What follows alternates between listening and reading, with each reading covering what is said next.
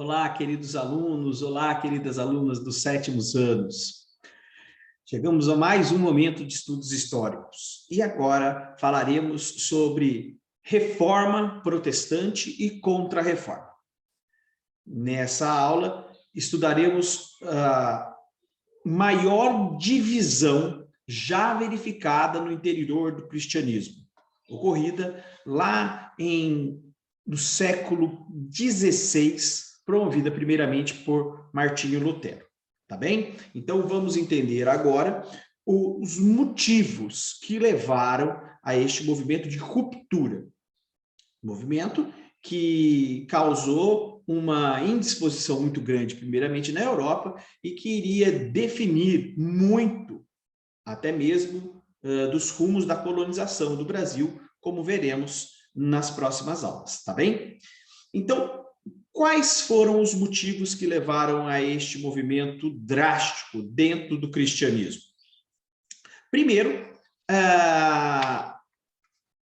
uma contestação ao poder universal do Papa. No século XV, muitos reis passaram a ver o Papa, o líder de toda a cristandade europeia, como um obstáculo ao fortalecimento do poder real. Importante, nesta fase da história, nesta fase da humanidade, os reis já acumulavam poder, já centralizavam muito o poder, como a gente também vai ver futuramente quando estudarmos absolutismo. E esse poder da igreja era um obstáculo para essa centralização do poder dos reis.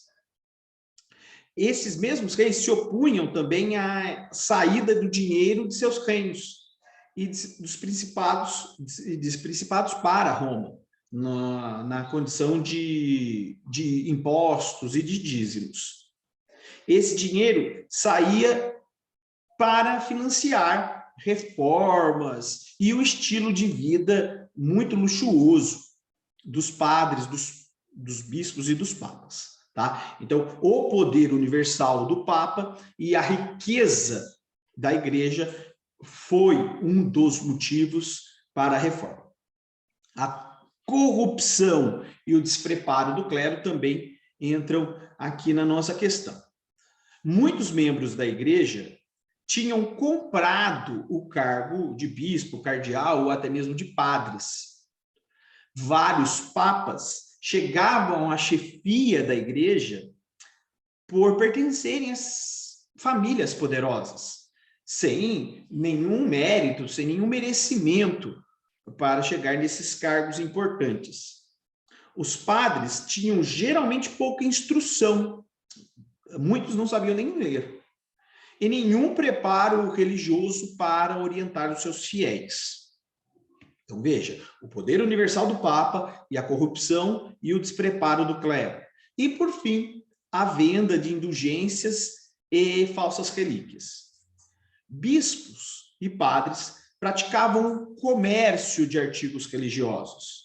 Vendiam um objeto qualquer, dizendo que era um pedaço da cruz de Cristo, um pedaço de uma roupa que Cristo teria usado quando vivia lá na Judéia, certo? E vendiam isso como relíquias, como objetos que levariam o detentor a mais próximo de Deus. E vendiam também as indulgências, vendiam também o perdão dos pecados. Então, veja que havia uma comercialização com coisas sagradas para os cristãos. Então, a igreja vendia tanto objetos tidos como sagrados, como o próprio perdão de Cristo. Esta reforma, ela já havia precursores, já havia estudiosos, já havia religiosos que discordavam veementemente deste cenário corrompido que a Igreja Católica propunha. Coloquei 2 deles aqui para a gente falar rapidamente. Primeiro, o John Wycliffe, que era formado em teologia pela Universidade de Oxford, na Inglaterra, e que foi o primeiro a traduzir a Bíblia do latim para o inglês. Ele teria criticado, principalmente, o acúmulo de riquezas, tanto de bispos como dos próprios papas, e a falta de instrução dos padres que rezavam para a população mais pobre, para os camponeses. Ele foi levado por essas críticas duras ao tribunal do Santo Ofício, ao tribunal que julgava os crimes da fé, e foi obrigado a se retratar, a pedir perdão. Já Jan Hus não teve um desfecho mais dramático. Por quê? Porque ele vivia no que hoje é a República Tcheca, foi professor na Universidade de Praga, Praga é a capital da atual República Tcheca, e era um brilhante orador, falava muito bem para o público. E nestes sermões, nessa fala direta ao público, ele criticava muito a igreja por estes fatores que eu já coloquei aqui para vocês. E ele também traduziu a Bíblia para o tcheco, para o idioma que as pessoas daquela região da Boêmia entendiam. Ele criticou a corrupção e o alto luxo do clero. Foi preso como herege, porém, ele teve um final diferente que o seu antecessor, o Wycliffe, na Inglaterra. Ele foi julgado e condenado por heresia. Heresia é alguém que pregava contra os ensinamentos da igreja. Quem pregava contra os ensinamentos da igreja era tido como um herege. Jan Hus foi preso e foi condenado à fogueira. Ele foi queimado vivo em 1415. Então, veja que discordar da igreja no século XIV e XV era muito problemático. As pessoas arriscavam a vida nessas críticas perante as metodologias e ao modo que a igreja trabalhava a fé das pessoas. Já em 1517, houve o início do processo de reforma propriamente dito da igreja, promovido por Martinho Lutero. Martinho Lutero, ele foi um monge católico que revoltou-se contra a venda de indulgências para quem contribuísse para construir a nova Basílica de São Pedro. O Papa da época, ele promoveu uma venda intensa de indulgência, de perdão dos pecados nas igrejas da Europa. Com este dinheiro, ele pretendia construir a nova igreja de São Pedro, a Basílica de São Pedro, que existe até hoje em Roma. E isso foi o principal motivo da revolta de Lutero. Lutero, indignado com este comércio a céu aberto, ele promoveu as 95 teses e as pregou na porta de sua paróquia em Wittenberg, na Alemanha. Estas 95 teses seriam 95 falhas que Lutero teria visto na Igreja Católica na época. Por insistir em suas ideias, Lutero foi expulso da igreja pelo Papa. Então, o termo é excomunhão. O Papa, o Lutero, ele foi excomungado, expulso da igreja, como se ele fosse expulso da presença de Deus. Ele se refugiou no castelo de um nobre e lá ele traduziu a Bíblia para o alemão. Então, a ideia de Lutero era expandir o entendimento bíblico das pessoas que assim o quisessem. Uma coisa muito importante, pessoal, Lutero não era uma pessoa que pretendia criar uma nova fé.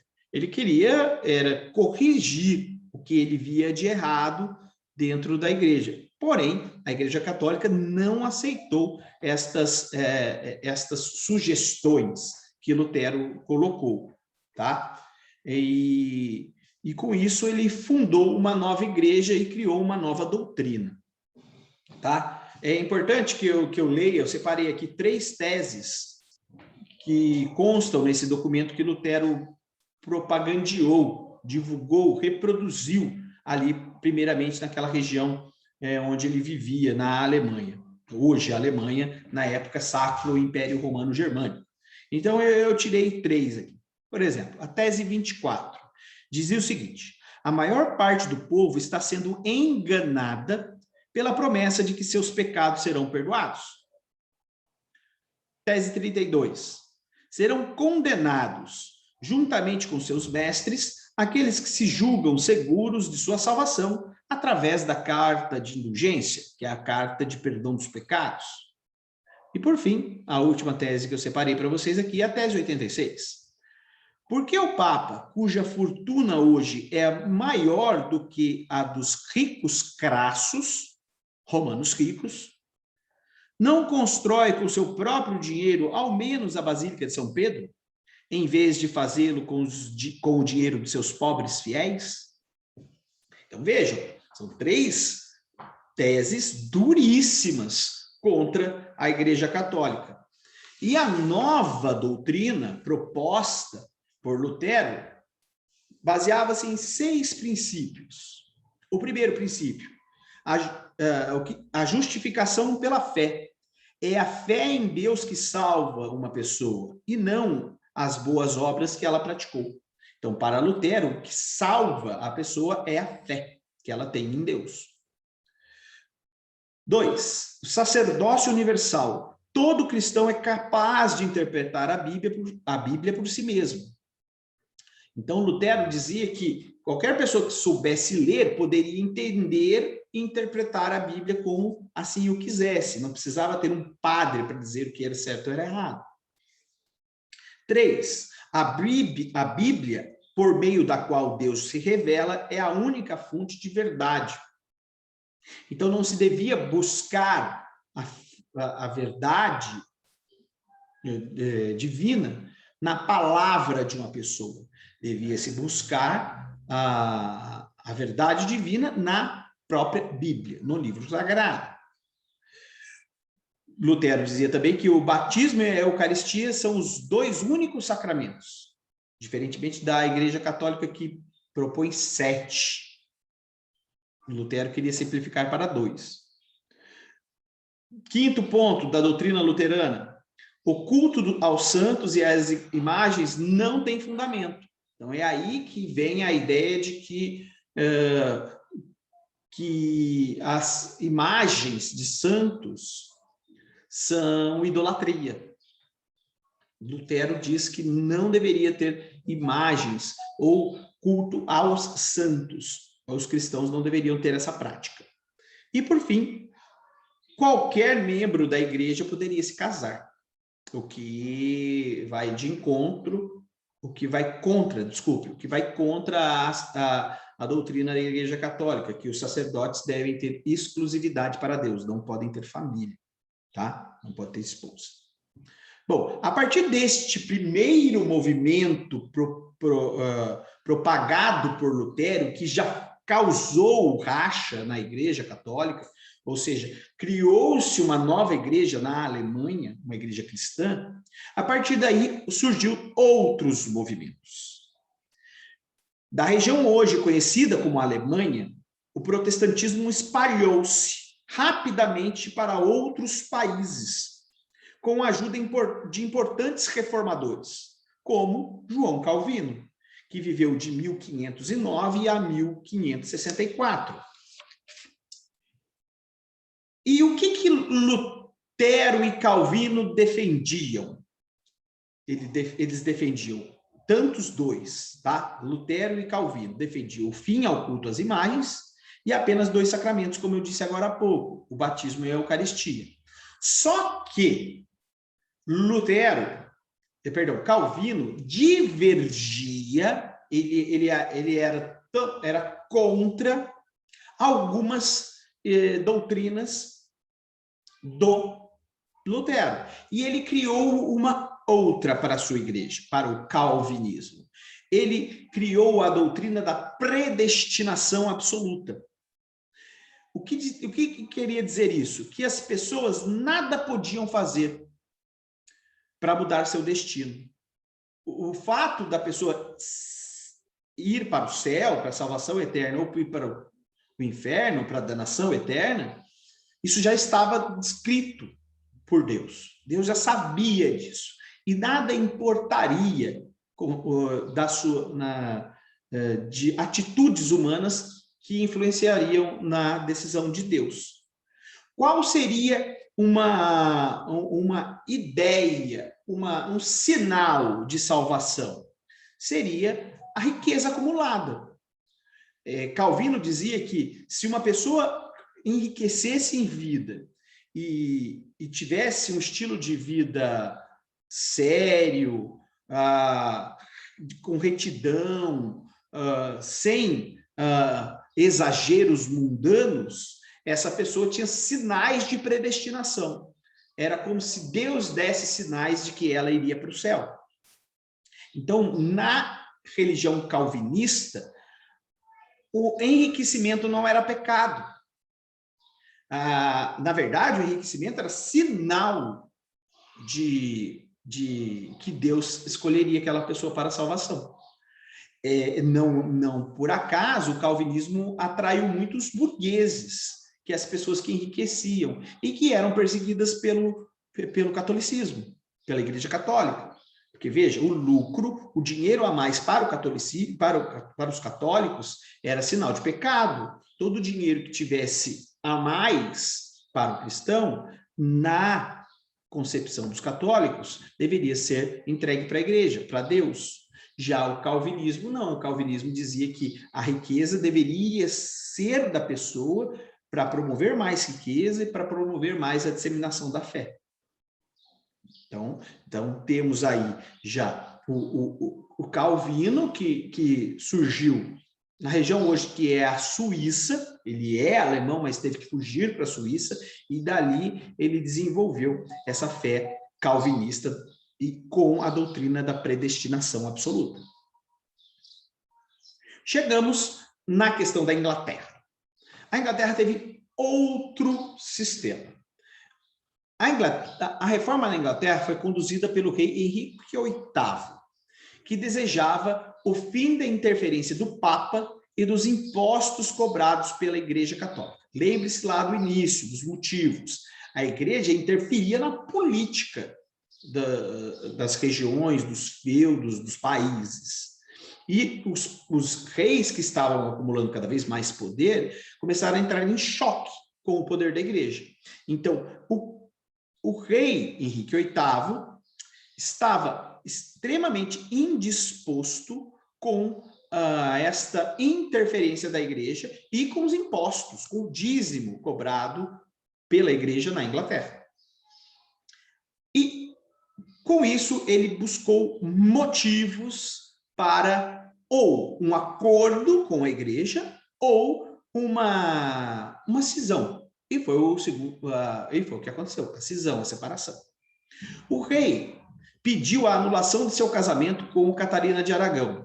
Ele dizia que a Catarina de Aragão, a filha dos reis espanhóis, não podia te dar filhos, herdeiros, e com isso ele pediu a separação. A separação dentro da igreja é algo que não é permitido. Até hoje, a Igreja Católica não permite a separação.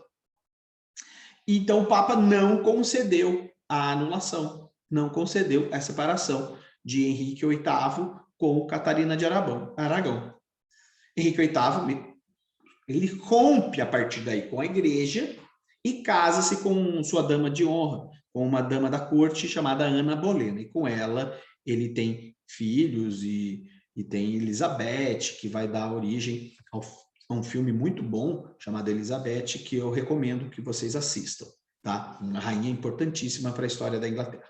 Porém, ele anula o casamento, tá? Com ele, o próprio rei anula o casamento com...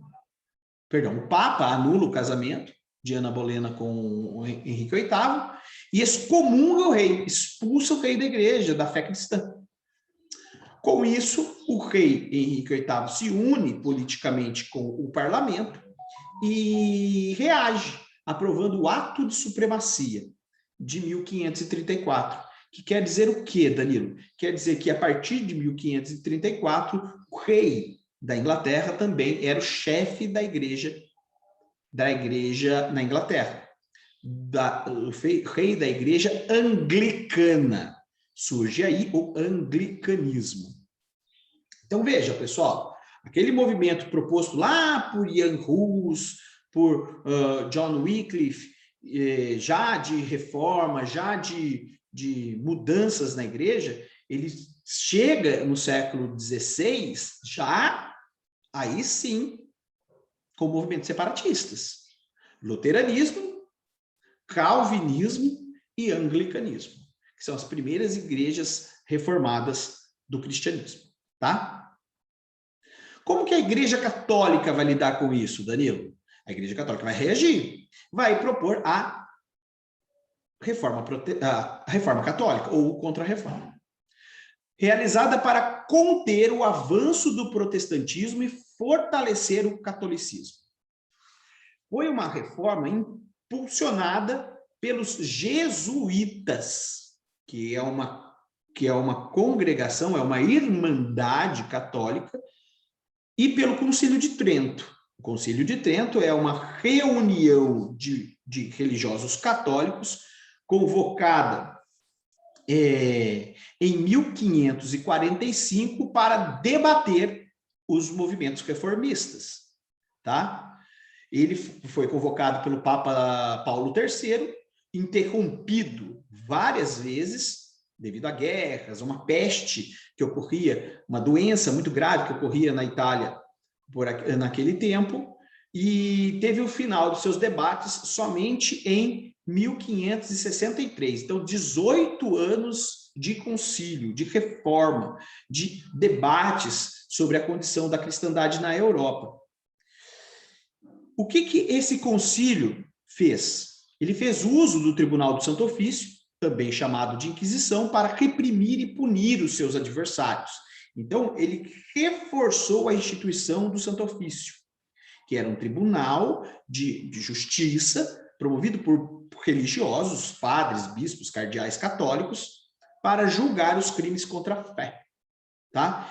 E neste concílio foi decidido que era crime a venda de indulgências, então concordou-se com os reformadores de que as indulgências, o perdão dos pecados não deveriam ser objeto de comércio, reafirmou o poder do Papa como um Papa de inspiração divina para tomar suas decisões, conservou os 7 sacramentos e o culto à Virgem Maria e aos santos, então ele não colocou isto em questão, ele manteve este culto, propôs a criação de seminários para instruir e formar sacerdotes, veja bem, concordando também com os reformadores, de que a formação dos padres na época era precária.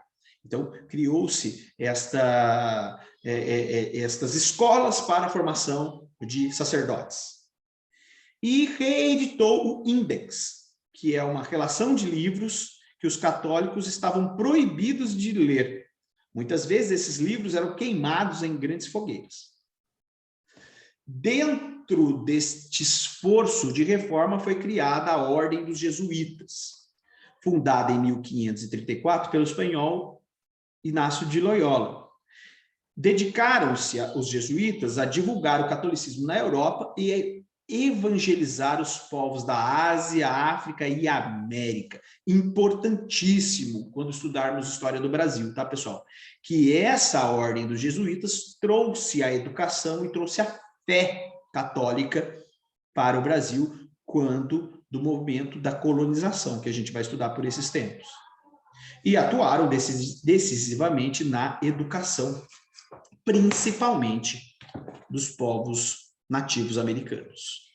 Bem, coloquei aqui um resuminho disso que eu falei para vocês agora. Então, no Concílio de Trento, que ocorreu de 1545 a 1563, que foi interrompido várias vezes por pestes e guerras.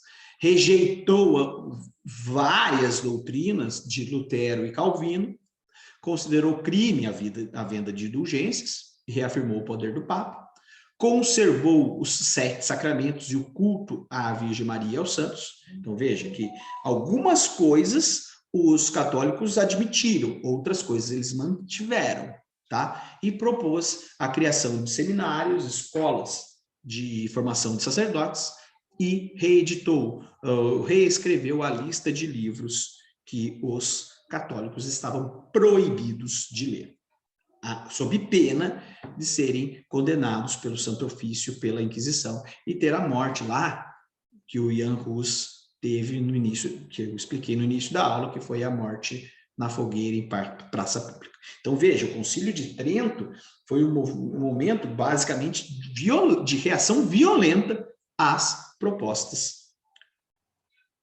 adotadas e colocadas pelos reformadores, primeiramente por Martinho Lutero, por João Calvino e por Henrique VIII.